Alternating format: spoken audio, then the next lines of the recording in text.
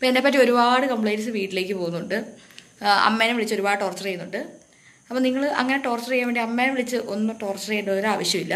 നിങ്ങൾക്ക് എന്തെങ്കിലും പറയാനുണ്ടെങ്കിൽ നിങ്ങൾ എന്നെ വിളിച്ച് പറയുക. അപ്പോൾ എൻ്റെ നമ്പറൊക്കെ നിങ്ങൾക്ക് എല്ലാവർക്കും അറിയാവുന്നതാണ്. വളരെ ഇൻഡിപെൻഡൻ്റ് ആയിട്ട് ജീവിക്കുന്ന വ്യക്തിയാണ്. എല്ലാവർക്കും ഭയങ്കര കൺസേൺ ആണ്.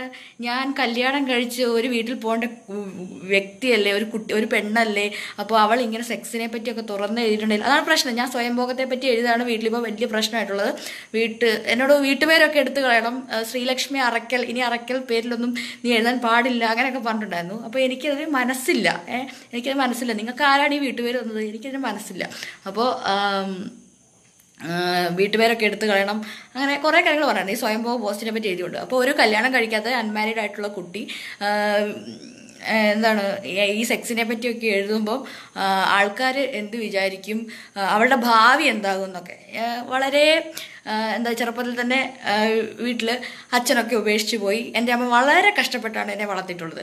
അപ്പോൾ ഒരു മനുഷ്യന് ഈ പറയുന്ന ഒറ്റ ബന്ധുക്കാരും തിരിഞ്ഞു നോക്കാൻ വേണ്ടിയിട്ടുണ്ടായിട്ടില്ല. അവർക്ക് അന്നേരം ഇല്ലാത്ത കൺസേൺ എന്തിനാണ് ഇപ്പോഴെന്നാണ് എനിക്ക് മനസ്സിലാവുന്നത്. അല്ലെ, അവർ എല്ലാവരും ഓരോരുത്തരുടെ പേഴ്സണൽ സ്പേസ് ഉണ്ട്. ഒരു വ്യക്തിയുടെ ആ സ്പേസിനെ ബഹുമാനിക്കാൻ വേണ്ടി പഠിക്കണം. ഞാൻ എന്ന് പറയുന്നത് ഇൻഡിപെൻഡൻ്റ് ആയിട്ടുള്ള വ്യക്തിയാണ്. എന്നോട് എന്തെങ്കിലും പറയാനുണ്ടെങ്കിൽ അത് എന്നോട് പറയണം, അല്ലാതെ എൻ്റെ അമ്മേനെ വിളിച്ചിട്ട് ഇതാക്കേണ്ട കാര്യമില്ല. എൻ്റെ അമ്മ എന്താ പറയുക, എൻ്റെ അമ്മ വളർത്തിയതിൻ്റെ വളർത്തോഷമാണ്. ഇതെല്ലാം എല്ലാ പെൺകുട്ടികൾക്കും കേൾക്കുന്നത് തന്നെയാണ് കേട്ടോ. ഇൻഡിപെൻഡൻ്റ് ആയിട്ട് ജീവിക്കുന്ന കുട്ടികളെ എപ്പോഴും അടിച്ചമർത്താൻ ശ്രമിക്കുന്ന അവരുടെ ഫാമിലിയിൽ നിന്ന് തന്നെയായിരിക്കും.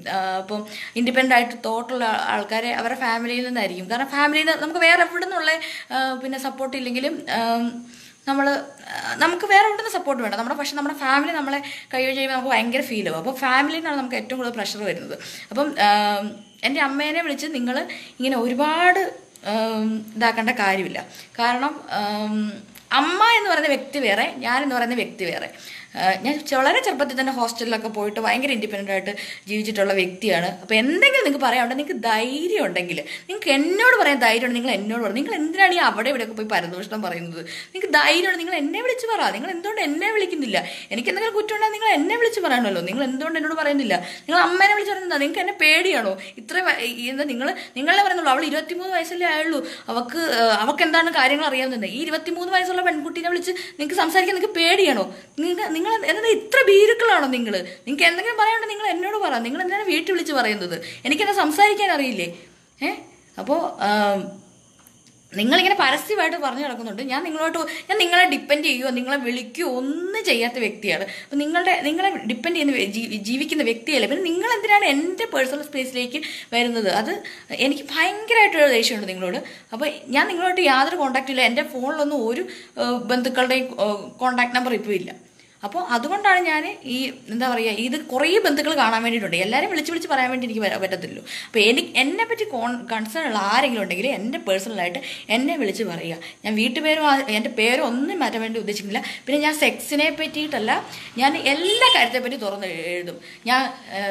ഞാൻ വേണമെങ്കിൽ ആരുടെങ്കിലും കൂടെ സെക്സ് ചെയ്യും, അല്ലെങ്കിൽ വേറെ പലരുടെ കൂടെ സെക്സ് ചെയ്യും. നിങ്ങൾക്ക് എന്താണ് ചോദിക്കാൻ? നിങ്ങൾ ആരാണ് ചോദിക്കാൻ? നിങ്ങളൊരു പുല്ല് ചെയ്യാൻ വേണ്ടി പോകുന്നില്ല. അതൊക്കെ എൻ്റെ ചോയ്സാണ്. എൻ്റെ ചോയ്സിൽ കയറി നിങ്ങൾ ഇടപെടേണ്ട യാതൊരു ആവശ്യവും ഇല്ല. അതുകൊണ്ട് എന്തെങ്കിലും പറയാനുണ്ടെങ്കിൽ എന്നോട് പറയുക. പിന്നെ ഞാൻ സ്വയംഭോഗത്തിൻ്റെ പോസ്റ്റ് ഇടും, ഞാൻ വേണേൽ ഇനി സെക്സിൻ്റെ പോസ്റ്റ് ഇടും, എനിക്കിഷ്ടമുള്ളതൊക്കെ ഞാൻ പോസ്റ്റ് ഇടും. നിങ്ങൾ എന്താ ചെയ്യാൻ പോകുന്നത്?